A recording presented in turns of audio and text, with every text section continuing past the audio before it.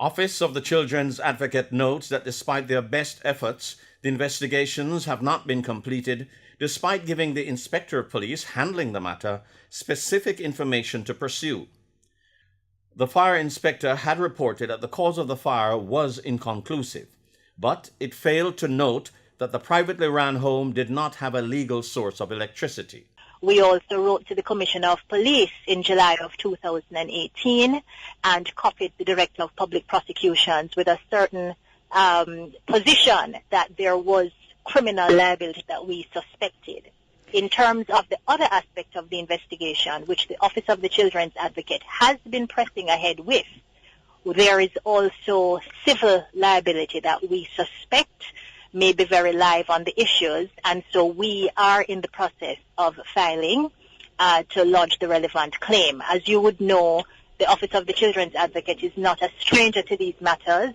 You mentioned that today is the 10th year since the Armadale tragedy, and the record speaks for itself in terms of the very extensive claims that we would have filed and the damages that we would have received and recovered, and in fact compensated those victims of Armadale in terms of their estate, and certainly those former wards who happen to be alive, the compensation that they have been able to get as a result of the actions of the Office of the Children's Advocate. In response to a question raised by human rights activist Susan Goff about the public release of information of what led to the fire, the OCA explained why it could not happen at this time.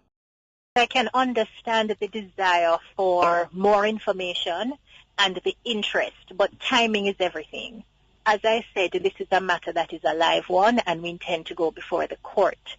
So it would be inappropriate at this time and quite premature for the office to release any findings which really at this stage would perhaps be speculative and would preempt the court. And of course, we do not wish to open ourselves to any applications or submissions that there has been an abuse of process, there has been a compromise in terms of the issues being given a chance to be fairly ventilated, especially where we have grounds to believe that we have a very strong and arguable case. So at this stage, the office is not in a position to do that, but it's not something that we rule out, because depending on how the matter transpires, certainly at the end of the day, or when we get to a stage where it's appropriate and reasonable to do so, then that's something that we can consider. But at this time, we would not be able to do that. All right. Michael Sharp, Frontline News.